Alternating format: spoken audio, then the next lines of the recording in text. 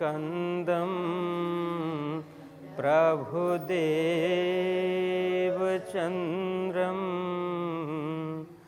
व्रजेशरूपेण पुरापि जातं प्रविश्य प्राप्तं प्रियप्राणनाथं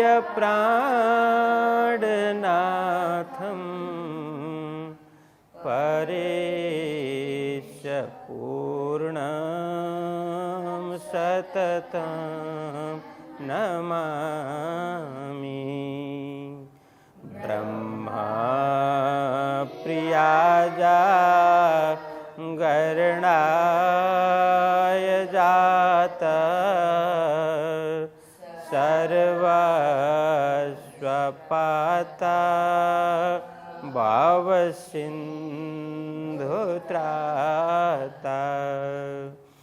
विज्ञानदाता निजधर्मधाता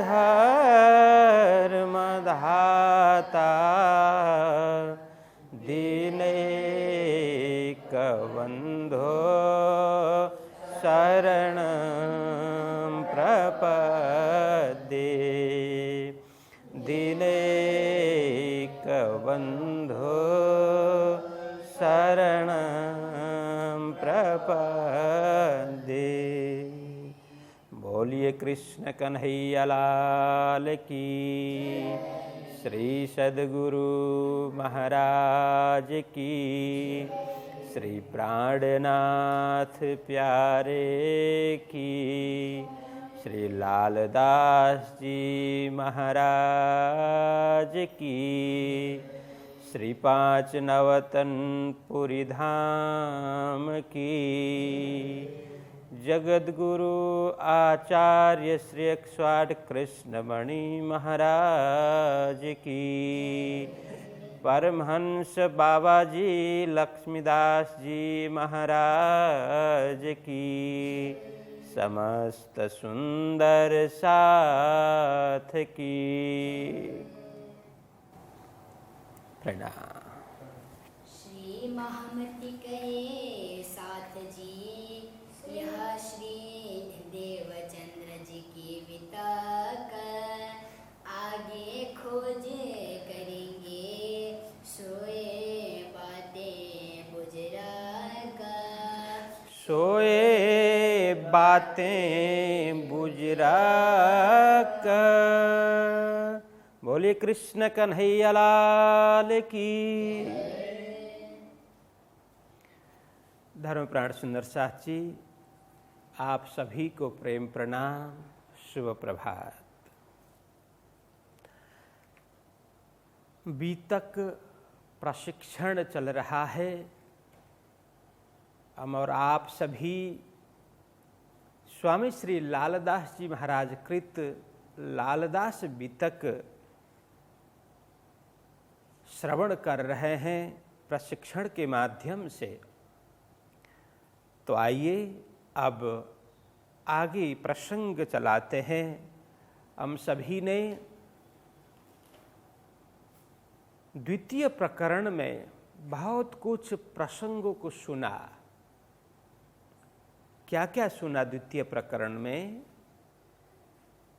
अब कहो फेर के मूल मिलावे की वितक, जैसी आज्ञा धनी की सो बाता मूल बुजुर्ग। यह द्वितीय प्रकरण की प्रथम चौपाई है।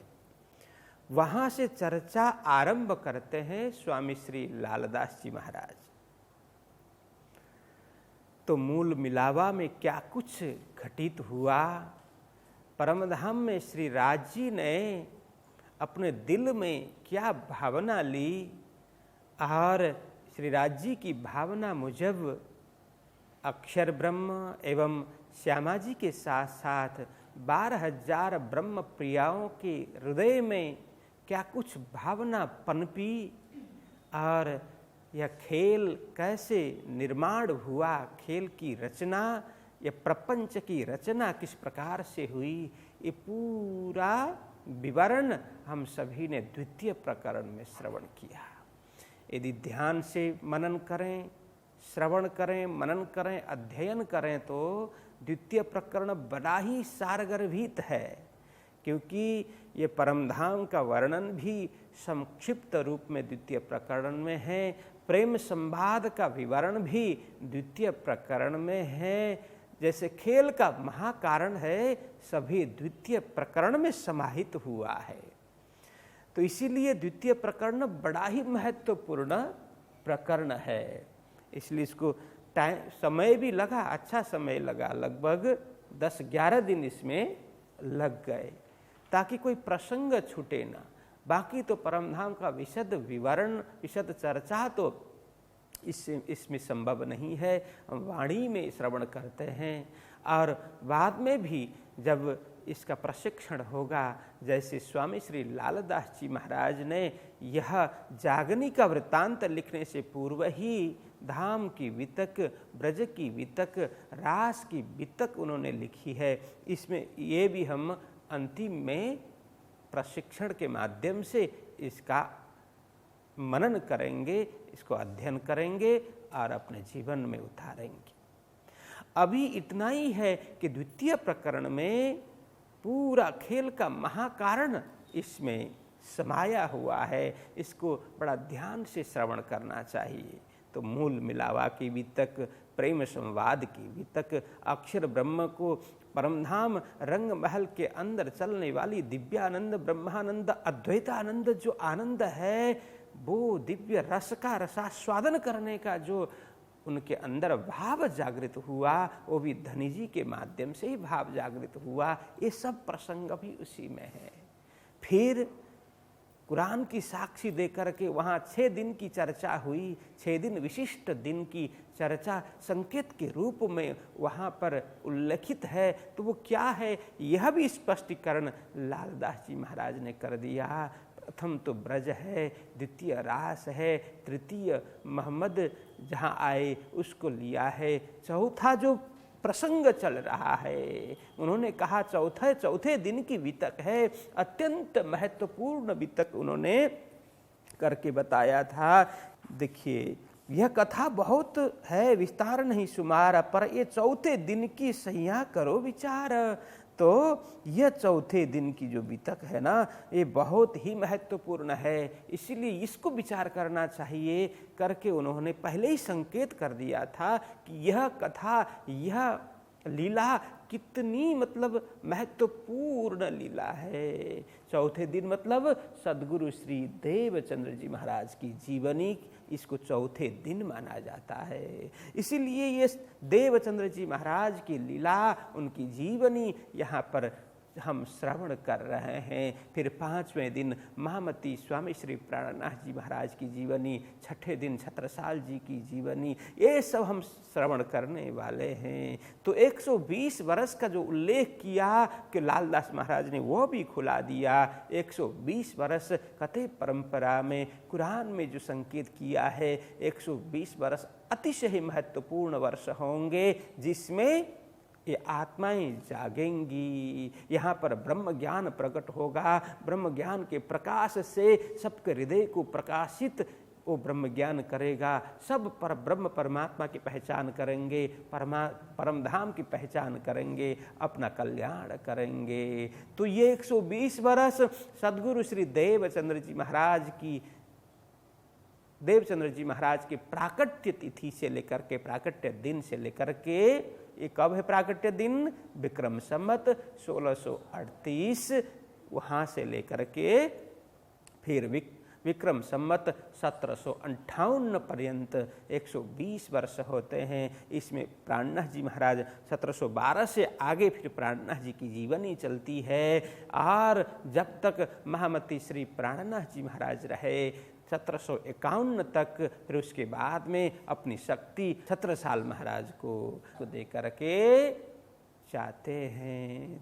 तो प्राणनाथ जी महाराज छत्रसाल जी महाराज के सिर पर यह दायित्व तो सौंप करके जाते हैं। तो छत्रसाल जी महाराज के 7 वर्ष को लिया है 51 से लेकर के तो आगे 58 तक, इस तरह से 120 वर्ष का जिक्र यहाँ पर लालदास जी महाराज करते हैं। वह भी सारा प्रसंग हम सभी ने श्रवण किया।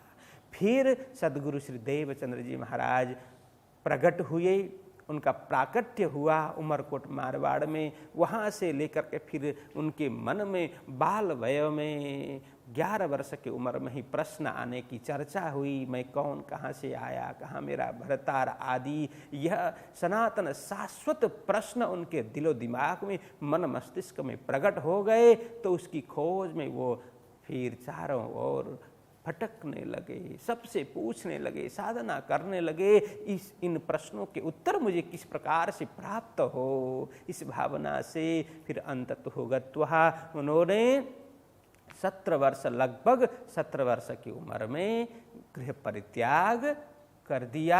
ब्रह्म तत्व जिज्ञासा के लिए, ब्रह्म अन्वेषण के लिए, परमात्मा प्राप्ति के लिए घर परित्याग कर दिया। और मार्ग में क्या कुछ घटित हुआ, किस प्रकार से श्री राज जी ने अपने शक्ति द्वारा दर्शन देकर के उनकी सहायता की और वे मार्ग पंथ करते हुए आगे बढ़े। फिर कच्छ किस प्रकार से पहुँचे, ये समग्र घटना हम सभी ने द्वितीय प्रकरण में श्रवण किया। यह सार मैंने इसलिए ये पूरी घटना इसलिए बताई कि सबको थोड़ी देर में द्वितीय प्रकरण में क्या कुछ प्रसंग है समझ में आए, ताजा हो, ताजगी महसूस हो, फिर आगे का प्रसंग हम अच्छी तरह से श्रवण कर पाए। इसके लिए तो कल द्वितीय प्रकरण पूरा हुआ था। आज अब तृतीय प्रकरण में हम प्रवेश करते हैं। बोलो कृष्ण कन्हैया लाल की। तो तृतीय प्रकरण का शीर्षक है श्री निजानंद स्वामी का श्री हरिदास जी से मिलन। इस शीर्षक से हम प्रस्थान कर रहे हैं। तो शीर्षक से ही पता चला इसमें अब क्या होने वाला है कि सद्गुरु श्री देवचंद्र जी महाराज का मिलन किन से होने वाला है, हरिदास जी महाराज से, स्वामी श्री हरिदास जी महाराज से मिलन होने वाला है। तो प्रथम चौपाई है, अब कहूँ कच्छ देश की, पहुँचे आप आए जिता, तहाँ आए खोज करी, सोए बताऊं इतना। तो लालदास जी महाराज क्या कहते हैं, है सुंदर साथ जी, अब कहूँ कच्छ देश की। अभी तक देवचंद्र जी महाराज की प्रारंभिक जीवनी और मार्ग की घटना मैं बता रहा था। जिस प्रकार से हुक्म के स्वरूप ने दर्शन दिए, वो सिपाही के वेश में साक्षात राजी महाराज थे, उन्होंने दर्शन दिए और ये प्रसंग चल रहा था। अब मैं क्या करने वाला हूँ, कच्छ देश की हकीकत मैं बताने वाला हूँ। कच्छ देश का मतलब यहाँ देश कहने का तात्पर्य यह है कि पहले ना छोटे छोटे राज्य हुआ करते थे, छोटे छोटे रियासत हुआ करते थे। अभी की तरह वो एक अखंड भारत नहीं था। तो छोटे छोटे राज्य अपने राज्य को, अपने साम्राज्य को, अपनी रियासत को ही देश करके बैठते थे। उतने के ऊपर ही उनका ध्यान हुआ करता था। इसीलिए छोटे छोटे कस्बे को, छोटे छोटे रियासत को ही देश करके संबोधन किया है। अब मैं कच्छ देश की मैं वृत्तांत वितक सुनाता हूँ। पहुँचे आप आए जित, आप मतलब यहाँ आप श्री देवचंद्र जी महाराज। देवचंद्र जी महाराज जहाँ पर पहुँचे, कहाँ पर, कच्छ देश में पहुँचे, तहाँ आए खोज करी, सोए बताऊं इतना। वहाँ, तहाँ मतलब वहाँ, कच्छ देश में, आए मतलब वहाँ आकर के, वहाँ पहुँच करके देवचंद्र जी महाराज ने जिस प्रकार से खोज की, सोए बताऊं इतना, वही मैं बताने जा रहा हूँ। लगे खोज करने बैठे देहुरे जाय, चर्चा को उत पूछत वे प्रतिमा को ठहराए। अब वहाँ जैसे ही कच्छ पहुँची, बाराती अपने स्थान में चले गए। देवचंद्र जी महाराज अब निश्चित यहाँ पहुँचूंगा, इस स्थान में जाऊंगा करके निकले नहीं थे, कच्छ जाना था उनको। वहाँ पहुँचे और कहाँ जाएं, किधर जाएं, उनके ध्यान में आया एक मंदिर। तो मंदिर उन्होंने देखा तो उनको लगा कि मैं यहीं जाऊं। मंदिर में पहुंच करके लगे खोज करने बैठे देवरे जाए। देवरे मतलब मंदिर, किसी मंदिर में किसी मठ में जा करके वे बैठ गए और वहाँ खोज करने लगे।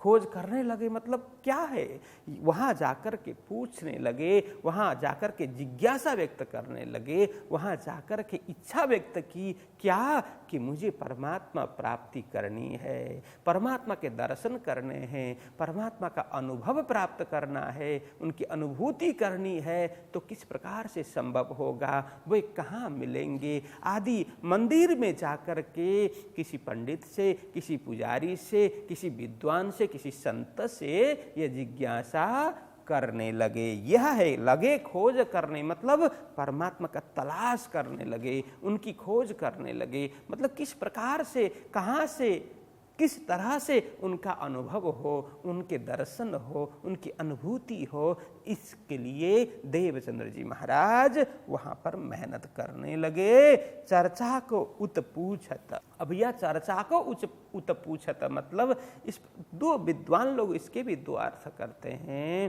तो देवचंद्र जी महाराज वहाँ के विद्वानों को, वहाँ के पंडित पुजारियों को पूछते हैं कि आग्रह करते हैं, आप हमें परमात्मा के विषय में, ईश्वर के विषय में, ब्रह्म के विषय में कुछ चर्चा सुनाइए, कुछ हमें ज्ञान दीजिए। एक तो यह अर्थ हुआ, और दूसरा अर्थ है चर्चा के समय, सत्संग के समय मठ मंदिर में हो सकता है वहाँ सत्संग चलता हो, चर्चा चलती हो, तो चर्चा के समय में, चर्चा के मध्य में सद्गुरु श्री देवचंद्र जी महाराज पूछते हैं कि भगवान कहाँ प्राप्त होंगे, परमात्मा कहाँ प्राप्त होंगे, परमात्मा कहाँ मिलेंगे आदि आदि।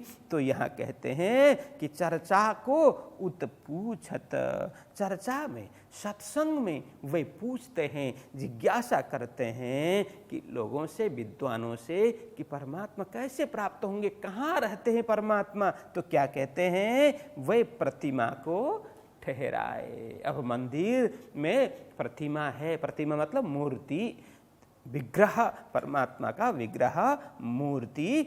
तो मूर्ति को दिखा करके बोलते हैं, अरे देवचंद्र क्या प्रश्न कर रहे हो, ये बालक की तरह कैसे, कैसा प्रश्न है ये, क्या जिज्ञासा कर रहे हो। देखो सामने तो भगवान बैठे हुए हैं, सामने तो परमात्मा बैठे हुए हैं, आप देखो वहीं बैठे हैं, तो आप पूछ रहे हैं परमात्मा कहाँ मिलेंगे, कैसे मिलेंगे। अरे सामने सिंहासन में बैठे हैं, मूर्ति के रूप में बैठे हैं, आप क्यों नहीं देख रहे हैं। तो वे लोग क्या करते हैं, वे प्रतिमा को ठहराए। लिखा प्रतिमा क्या है, हाँ प्रतिमा मतलब मूर्ति लिखो अथवा विग्रह लिखो। तो वे लोग विद्वान लोग क्या करते हैं, पंडित पुजारी लोग, ज्ञानी लोग को करते आगे दिखा करके बोलते हैं, वो प्रतिमा मतलब वो मूर्ति ही तो भगवान है, सामने देखो ना वहीं तो बैठे हुए हैं। इस तरह से तो संकेत करते, ठहराए मतलब निश्चित कर देते हैं, मतलब मूर्ति को ही भगवान वो मानते हैं, निश्चित कर दे हैं, सुनिश्चित कर देते हैं, ये अर्थ है। तहाँ मन माने नहीं, राह न आवे नजर, कोई दिन रहे दिन में फिर उठे खोज ऊपर। कुछ दिन वहाँ रहे, उनके स्वहवत में रहे, सत्संग करते रहे, लेकिन उनकी जो वाणी है, उनकी बात है, उनके ऊपर उन्हें भरोसा नहीं हुआ। किनको, देवचंद्र जी महाराज को कुछ भरोसा नहीं हुआ।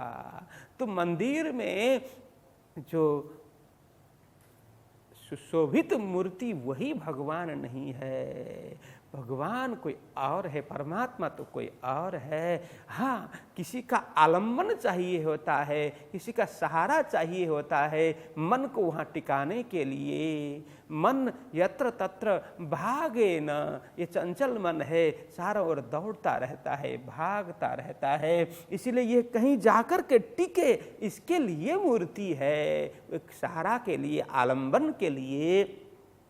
लेकिन अब वो आलम्बन के लिए मूर्ति बनाई गई थी, लोग उसी को ही अब भगवान भगवान मानने लगे, परमात्मा करके सेवा करने लगे। उसका क्या तात्पर्य है वो अब समझते नहीं हैं, बस कर्म कांड में रचे पचे हैं। बाह्य वेशभूषा और मूर्ति में ही भगवान देखने लगे। भाव शुद्ध हो तो हो सकता है वहाँ से भी प्रकट हो, लेकिन भाव तो शुद्ध नहीं है।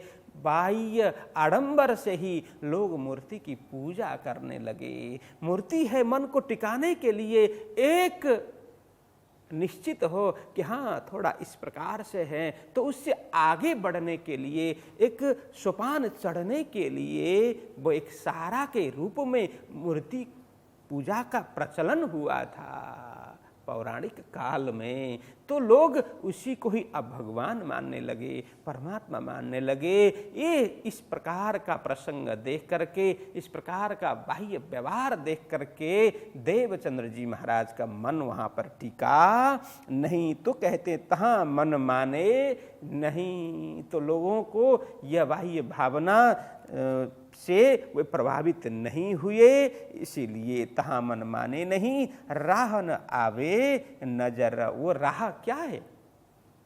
परमात्मा प्राप्ति का मार्ग उन्हें सूझा नहीं। यह राह मतलब मार्ग, लेकिन कैसा मार्ग कि परमात्मा प्राप्ति का, ब्रह्म प्राप्ति का, परम तत्व प्राप्ति का मार्ग उन्हें नजर नहीं आया, मतलब दृष्टि नहीं आई, उन्हें देखा ही नहीं।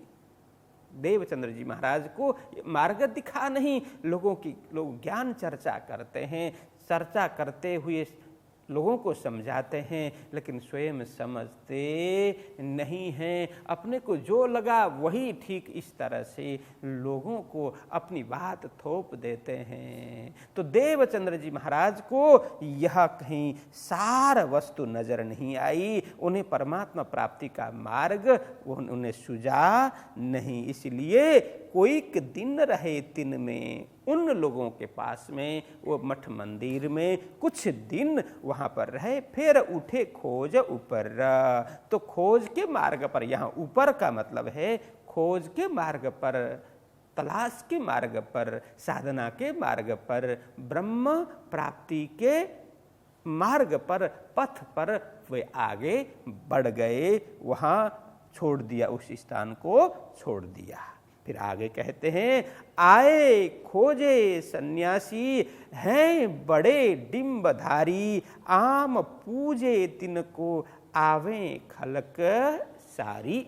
अब वहां से छोड़ करके कहाँ जाते हैं?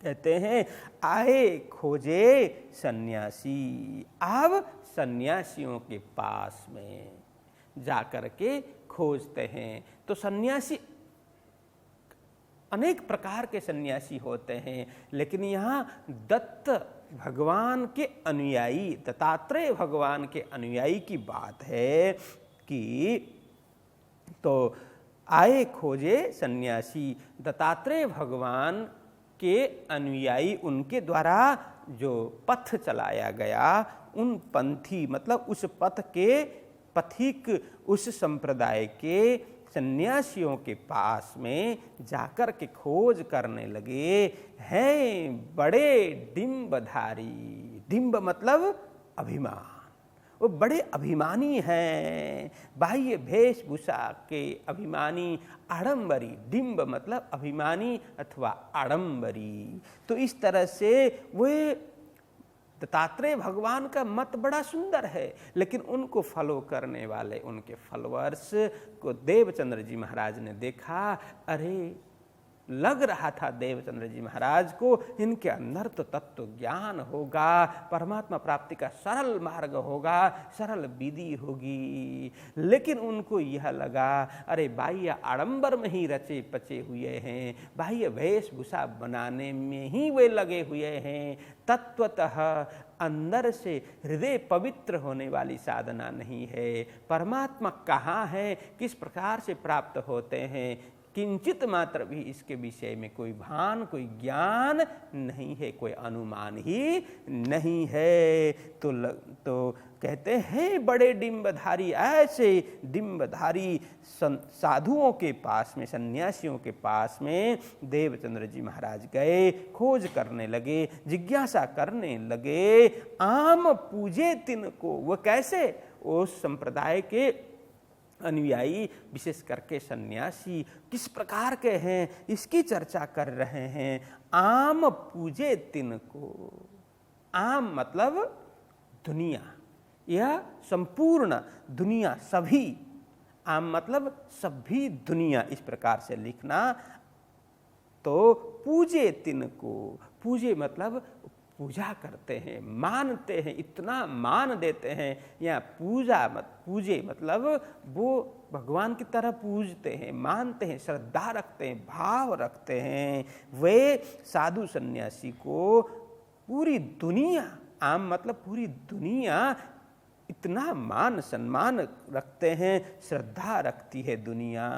आवे खलक सारी, यह खलक मतलब भी दुनिया है, यह आम, यह खलक, ये सभी, यह है ना अरबी शब्द है, इसीलिए ये खलक मतलब भी दुनिया, सभी दुनिया, सारी सभी खलक दुनिया आवे, उनके पास में आती है, श्रद्धा रखती है, भाव रखती है, इतनी पूजा करती है। इस प्रकार के वह डिंबधारी, वे साधु सन्यासी, उनके पास जाकर के देवचंद्र जी महाराज अब साधना करने लगे। तहाँ जाए के खोजिया, कहे जानत हैं सब हम, देवे नाम सुमरन, निश्चय कर ग्रहो तुम। तो यहाँ कहते हैं कि तहाँ जाए के खोजिया, ऐसे साधु सन्यासी, कौन? कि दत्तात्रेय भगवान को मानने वाले, उनके अनुयायी साधु सन्यासियों के पास में जाकर के श्री देवचंद्र जी महाराज खोज करने लगे। और ये क्या कहते हैं साधु सन्यासी, ये लोग क्या बोलते हैं? कहे जानते हैं सब हम सब कुछ जानते हैं। तब देवचंद्र जी महाराज ने पूछा कि परमात्मा के विषय में आप कोई जानते हैं क्या? कुछ जानते हैं? साधना किस प्रकार से होनी चाहिए? उनका निवास कहाँ पर है? हमारा अस्तित्व क्या है? हम कहाँ से आए? ये आदि प्रश्न जो इनके दिलो दिमाग में चल रहे थे, वही प्रश्न करते हैं। तो आप कहाँ से आए? मैं कहाँ से आया हूँ? हम सबके मालिक कौन है? वो कहाँ रहते हैं? ये संसार की यथार्थता क्या है? इसकी वास्तविकता क्या है? आदि आदि प्रश्न करते हैं। तो वे लोग क्या करते हैं? तो वे लोग बोलते हैं कि आप क्यों चिंता करते हैं? आप निश्चिंत हो जाएं। क्यों? क्योंकि कहे जानते हैं हम सब कुछ जानते हैं। आप हमारे साथ में रहिए, हमारे पथ के आप भी पथिक बनिए, हमारे संप्रदाय के आप भी अनुयायी बनिए। हम सब कुछ आपको बता देते हैं। सहज साधना है, वह आप साधना करते हुए परमात्मा के दर्शन कर पाएंगे, अनुभव हो जाएगा, आत्मा के भी दर्शन आपको होंगे। आप क्यों चिंता करते हैं? हम सब कुछ जानते हैं। देवे नाम सुमरन, निश्चय कर ग्रहो तुम। तो इसके लिए तो क्या करना होगा? हमारा जो मत है, हमारा संप्रदाय है, उसका नाम आपको लेना होगा, आपको दीक्षा लेनी होगी। इस संप्रदाय में आपको दीक्षित होना पड़ेगा। फिर जैसे दीक्षित होंगे, हम साधना बताएंगे, आप साधना करते जाइए, फिर तो आपकी दृष्टि खुलती जाएगी, इसमें कोई संदेह नहीं है। इससे पहले कि आप ये सब पूछें तो हमारे पास में जो दीक्षा है, जो मंत्र है, वो आप ग्रहण कर लीजिए। देवे नाम सुमरन, हम आपको नाम प्रदान करते हैं, मतलब नाम सुमरन आपको प्रदान करते हैं, मंत्र देते हैं। तो उसको आप निश्चय पूर्वक, दृढ़ता पूर्वक ग्रहण करो। हृदय के भाव से, हृदय की गहराई से आप उसको ग्रहण जैसे ही करेंगे तो आपके सारे प्रश्न के उत्तर वहाँ स्वयमेव खुलते खुलते आएंगे, प्राप्त होते जाएंगे। इसलिए हमारा नाम, हमारा मंत्र आप धारण करो। तो इस तरह से कहते हैं, और चर्चा करे दत्त की, लिया नाम सुमरन, पर दिल में कछु न आवही, क्यों ये न पतिजे मन।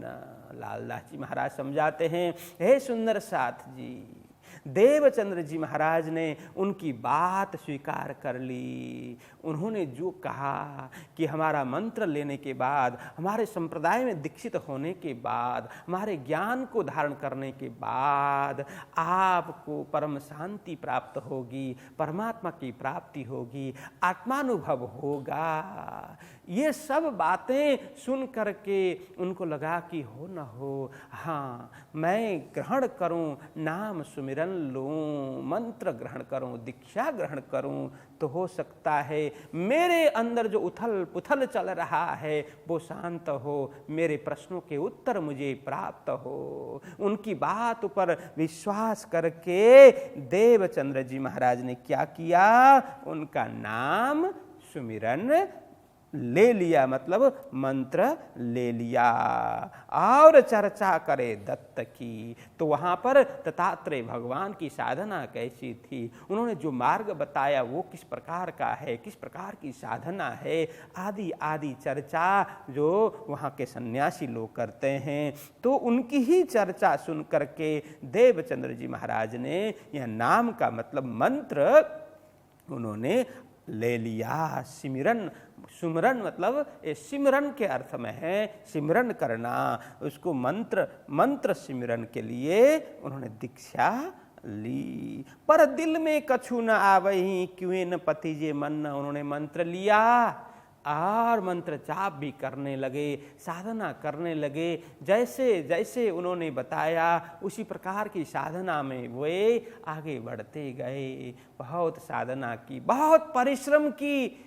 ये कल की आज की बात नहीं है, एक दो दिन की बात नहीं है, 2-4 महीने की बात नहीं है। बहुत वर्षों तक इन्होंने साधना की, लेकिन उन्हें कुछ आत्मसंतोष हुआ नहीं। पर दिल में कछु न आवही।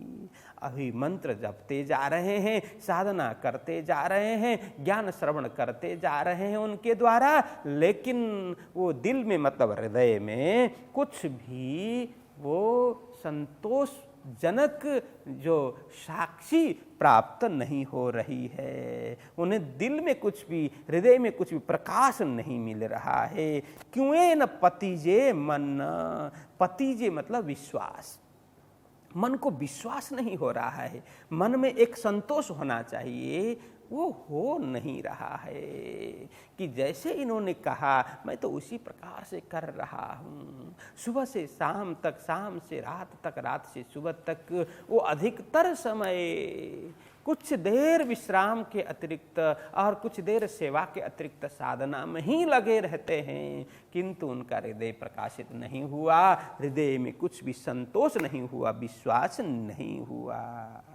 और आगे कहते हैं, कोई दिन तहाँ रहे फिर चले जागा, और बड़े डिम्ब कन फटे चले गए तीन ठौरा। तो आगे कहते हैं कुछ दिन, कुछ समय उनके पास में इस तरह से रहे, साधना करते रहे, सेवा करते रहे, मंत्र जप और मंत्र सिमरन करते रहे, फिर चले जागा, और जागा मतलब स्थान, फिर वहाँ से कुछ अन्यत्र, कुछ दूसरे स्थान में वहाँ से निकल गए। अरे जितना होना था हो गया, अब यहाँ से अधिक, यहाँ कुछ भी, इससे अधिक कुछ भी मिलने वाला नहीं है। जिस तरह से वो बड़ी बड़ी बातें किया करते थे कि इस तरह से आप साधना करो तो शीघ्र अति शीघ्र परमात्मा के आपको दर्शन होंगे, लेकिन उनके मन में विश्वास नहीं बैठा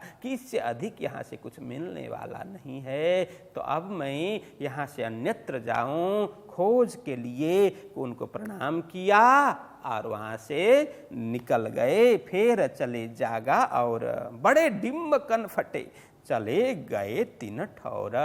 कहाँ गए? बड़े डिम्ब कन फटे। वो कन फटे एक नाथ संप्रदाय के सन्यासी होते हैं। नाथ संप्रदाय जो गोरखनाथ के द्वारा प्रचलित जो संप्रदाय है, आज भी गोरखपुर में भी उनका एक पीठ है और दक्षिण भारत में उनका प्रमुख पीठ आचार्य पीठ माना जाता है।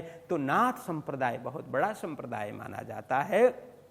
तो उसमें नाथ संप्रदाय के सन्यासी क्या करते हैं? कान को छिदवा लेते हैं, यहाँ पे कान छेद करके और बड़ी बड़ी रिंग उसमें पहनते हैं। तो ऐसे नाथ संप्रदाय के योगियों के पास में गए।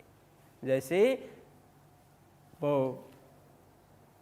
अभी उत्तर प्रदेश के मुख्यमंत्री है ना, आदित्यनाथ योगी, हाँ, उसी संप्रदाय के एक महंत हैं, एक पीठ के महंत गोरखपुर के, तो उसी संप्रदाय से आते हैं। तो उनका मेन मूल पीठ है वो दक्षिण भारत में है। ये गोरखनाथ भगवान के द्वारा प्रचलित पंथ है। तो नाथ संप्रदाय के यहाँ भी पहुँचे और यह कनफट्टी मतलब कान को छिदवा करके वे लोग यहाँ लगाते हैं। वो कान में लगाने वाला क्या बोलते हैं? वाली तो पता नहीं, बड़े बड़े रिंग होते हैं, हाँ, वो पहनते हैं। तो ऐसे कनफटे, बड़े डिम्बधारी कनफटे ऐसे सन्यासी योगियों के पास में भी चले गए 3 ठौर। उनके पास में भी जाकर के देवचंद्र जी महाराज ने विनय पूर्वक साधना की बात की कि परमात्मा कैसे प्राप्त होंगे, मुझे मेरे विषय में बताइए, परमात्मा के विषय में बात बताइए, ये संसार के विषय में बताइए, ये क्या है, यह जीव जगत जगदीश्वर ये क्या है, इसकी यथार्थता बताइए, इसका परिचय मुझे दीजिए आदि करके उन्हें प्रणाम करते हुए विनम्रतापूर्वक प्रश्न किया सबके पास में जाकर के। वे राजगुरु कहा वहीं, वे बड़े प्रतिष्ठित राजगुरु कहलाते थे। कौन? नाथ संप्रदाय के सन्यासी योगी लोग वे राजगुरु कहलाते थे। बहुत चेले तिनके, उनके बहुत चेले मतलब शिष्य बहुत थे, मतलब सभी जगह उनके शिष्य छाए हुए थे। कहते हैं कि वे राजगुरु कहा वहीं, बहुत चेले तिनके कच्छ देश ताए मानही जाए पहुँचे इनमें। फिर उसके बाद में वो राजगुरु कहलाने वाले वही नाथ संप्रदाय के योगियों के पास, सन्यासियों के पास गए। उनके बहुत शिष्य हुआ करते थे। वे कच्छ देश ताए मानही, ऐसे योगी सन्यासियों को पूरा कच्छ देश ही बहुत सम्मान करता था, बहुत आदर करता था, उनका पूजन करता था, भगवान की तरह मानता था पूरा कच्छ देश। तो ऐसे योगी सन्यासियों के पास में देवचंद्र जी महाराज पहुँचे। कोई दिन तहाँ रहे साख न होए अंदर, पूछी चर्चा तिनकी कछु न पड़ी खबर।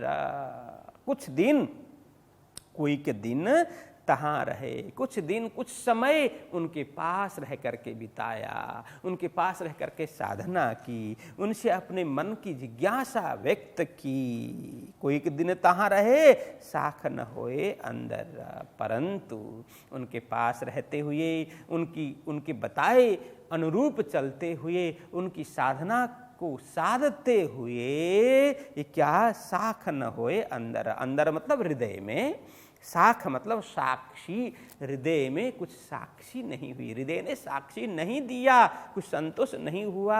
हाँ, यह सही है, कुछ मुझे कल से आज कुछ अलग सा अनुभव हो रहा है, ऐसा कुछ भी उनको हुआ नहीं। कुछ भी तो प्रकाशित नहीं हो रहा है, कुछ भी तो फर्क नहीं हो रहा है। इसीलिए लालदास जी महाराज कहते हैं सदगुरु जी के हृदय से वो साक्षी प्रकट नहीं हुई, उन्हें विश्वास नहीं हुआ, उन्हें भरोसा नहीं हुआ। कुछ भी पूछी चर्चा तिनकी कछु न पड़ी खबर। उन लोगों के पास में, उन साधु सन्यासियों के पास में, योगियों के पास में, वहाँ के विद्वानों के पास में, उनके साथ में खूब चर्चा की देवचंद्र जी महाराज ने, परंतु देवचंद्र जी महाराज को उनके उत्तर से संतोष नहीं हुआ। उन्होंने जो भी बताया उनसे उनको कुछ भी रुचि नहीं जगी, आत्मा ने साक्षी नहीं दी। हाँ, यह तो बात सही है, ऐसी एक भी बात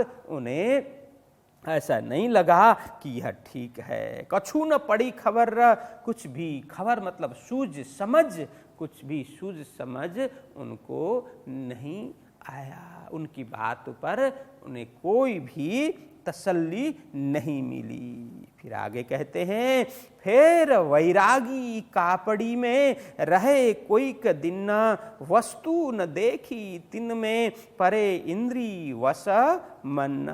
आगे कहते हैं कि सुंदर साथ जी इस तरह से अलग अलग दत्तात्रेय भगवान के मानने वाले और गोरखनाथ भगवान को मानने वाले अलग अलग संप्रदाय के पास जाते हैं, पूछते हैं, चर्चा करते हैं, साधना करते हैं, मंत्र लेते हैं और निष्ठा पूर्वक कठिन तप करते हैं, लेकिन जो मिलना चाहिए, जो होना चाहिए उन्हें नहीं हो रहा है। इसलिए आगे खोज करते हुए चल रहे हैं देवचंद्र जी महाराज। फिर बैरागी कापड़ी, फिर एक कापड़ी एक संप्रदाय का नाम है, तो वो बैरागी कहलाते हैं, अपने आप को वो बैरागी कहलाते हैं। वो एक कापड़ी संप्रदाय है। कापड़ी संप्रदाय में उन बैरागियों के पास में देवचंद्र जी महाराज पहुंचते हैं, उनके पास में कुछ दिन रहते हैं, उनका भी जो भी ज्ञान है वो ग्रहण करते हैं, जो साधना है उसको भी अपनाते हैं, किंतु वस्तु न देखी तिन में।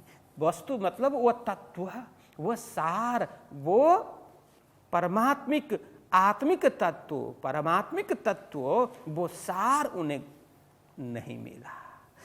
कहते हैं वस्तु न देखी तिन में, उनमें भी रह करके सोहबत किया, सत्संग किया, साधना की, लेकिन ऐसे कापड़ी बैरागियों के पास में भी तत्वतः कुछ भी प्राप्त नहीं हुआ, उन्हें कुछ मिला नहीं। उन्हें क्या लगा, अरे ये तो सभी इंद्रियों के बस में पड़े हुए हैं और चर्चा ऊपरा ऊपरी करते हैं, लेकिन उस हिसाब से जीवन नहीं है।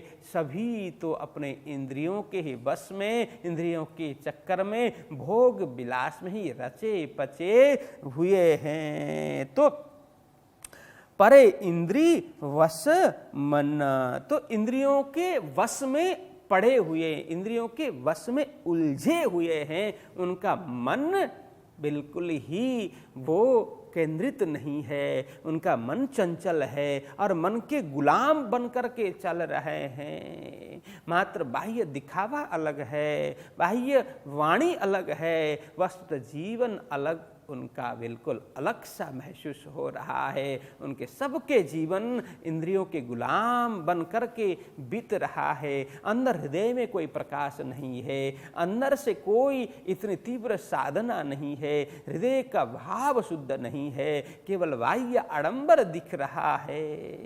ये सब देवचंद्र जी महाराज को वहाँ पर लगा। तो इस तरह से इन भांत मस्जिद में मुल्ला करी सुहवत, तहाँ कछु न पावही कोई के दिन रहे तित। फिर वहाँ से देवचंद्र जी महाराज फिर आगे बढ़ते हैं कि यहाँ भी कुछ नहीं मिला, चलो मुझे आगे बढ़ना चाहिए, यहाँ रुकना नहीं चाहिए, चले चलते हैं आगे। कहाँ? फिर वे इन भांत मस्जिद में। मठ मंदिर में खूब रहे, खूब साधना की, खूब सेवा की, खूब ज्ञान आर्जन किया, लेकिन जो उनको चाहिए था, जो तत्वतः उनको संप्राप्ति होनी थी, वो नहीं हुई। इसीलिए वो वहाँ से आगे बढ़ते हैं। कहाँ जाते हैं? अब मस्जिद में जाते हैं। चलो कहीं यहाँ तो यह तत्व मुझे ना मिले, इसीलिए मंदिर को छोड़ करके, मठ को छोड़ करके, साधु सन्यासियों के संग को छोड़ करके फिर आगे बढ़ते हैं, मस्जिद में जाते हैं। मुल्ला की करी सुहाबत, जो मुल्ला मौलवी है, वो वांग देने वाला, वो पंडित है, वहाँ का पंडित, जैसे मंदिर का पंडित होता है उसी तरह से मस्जिद में मुल्ला होता है। तो मुल्ला के पास में जाकर के सुहबत मतलब संग करते हैं, सत्संग करते हैं, उनके पास में जाकर के मिलते हैं। तहाँ कछु न पावही, उनसे भी यही चर्चा की, क्या यह जगत के विषय में जानते हो? क्या अपने जीव के विषय में जानते हो? अपने आप के विषय में जानते हो? परमात्मा के विषय में जानते हो? वो कहाँ रहते हैं? आदि आदि प्रश्न करते हैं। और मुल्ला से भी कुछ सुलझा नहीं, वो और उलझाने की बात करता है। और देवचंद्र जी महाराज को लगा, अरे ये तो शरीयत में फंसा हुआ है, जो बात होनी चाहिए तत्वतः वो बात तो इसके पास में भी नहीं है। एक कर्म कांड में ही फंसा हुआ है, बाकी इसके पास भी कोई तत्वतः सार नहीं है। परमात्मा प्राप्ति का मार्ग यह मुल्ला के पास में, यहाँ मस्जिद में भी कुछ भी मुझे मिला नहीं। तहाँ कछु न पावही, कुछ भी उनको प्राप्त नहीं हुआ। मात्र बाह्य आडंबर, दूसरे की निंदा करना और दूसरे को काफिर बताना और खुद शरीयत में फंसे रहना, खुद कर्मकांड में फंसे रहना, लेकिन परमात्मा के मार्ग पर एक कदम भी चलते हो ऐसा अनुभव देवचंद्र जी महाराज को हुआ नहीं। तो इस तरह से वहाँ उस मुल्ला के पास में, उस मस्जिद में भी खुदा प्राप्ति के लिए, परमात्मा प्राप्ति के लिए कुछ भी उन्हें मिला नहीं। कोई के दिन रहे तित्ता, उस मस्जिद में मुल्ला के सोहबत में भी देवचंद्र जी महाराज कुछ दिन वहाँ रहते हैं। और ब्राह्मण भेख कई और भेख सब ठौरा, खोजत ही फिरत हैं मेहनत करी अति जोरा। और अनेक ब्राह्मण भेषधारी ऐसे अलग अलग पंथ, अलग अलग मत, अलग अलग संप्रदाय के पास में जाकर के, अलग अलग ज्ञानियों के पास में जाकर के सब तलाश करते हैं, सब शोध करते हैं, खोज करते हैं। खोजत ही फिरत, तो उनके तत्व प्राप्ति के लिए वे शोध करते हुए, खोज करते हुए घूमते हैं, विचरण करते हैं। मेहनत करी अति जोर, खूब परिश्रम, अति जोर में अतिशय परिश्रम उन्होंने की। केवल प्रश्न करते हुए चले ऐसी बात नहीं है। जहाँ जहाँ गए उनकी बात को ग्रहण करके उसी हिसाब से साधना करते गए, उसी हिसाब से तपस्या करते गए, ज्ञानार्जन करते गए, किंतु उन्हें कुछ भी साक्षी मिली नहीं। कुछ न कुछ जो संतोष होना चाहिए वो संतोष उन्हें नहीं हुआ। खूब मेहनत कर रहे हैं। तो इस तरह से वहाँ पर कच्छ देश में ये सारा प्रसंग चल रहा है। अनेक स्थानों में वर्षों पर्यंत वे कहीं 2-4 महीने, कहीं 1 वर्ष, कहीं कुछ दिन ऐसे निकालते हुए साधु सन्यासी अलग अलग संप्रदाय, मत, पंथ, पैड़ा सब में जाकर के, कभी मठ में, कभी मंदिर में, कभी मस्जिद में जा करके, कभी मुल्लाओं के पास, कभी पंडितों के पास बैठ करके साधना करते हैं और तपस्या करते हैं, ब्रह्म प्राप्ति के लिए मेहनत करते हैं, परिश्रम, अतिशय जोर, अतिशय मेहनत करते हैं। इस तरह से कर रहे हैं। अब क्या होगा, कैसे आगे बढ़ेंगे, उन्हें कैसे परमात्मा प्राप्ति होगी, ये सारा प्रसंग हम कल से आगे श्रवण करने वाले हैं। आज 12वीं चौपाई तक यहाँ रखते हैं। बोलो कृष्ण कन्हैया लाल की, सद्गुरु महाराज की, श्री प्राणनाथ प्यारे की।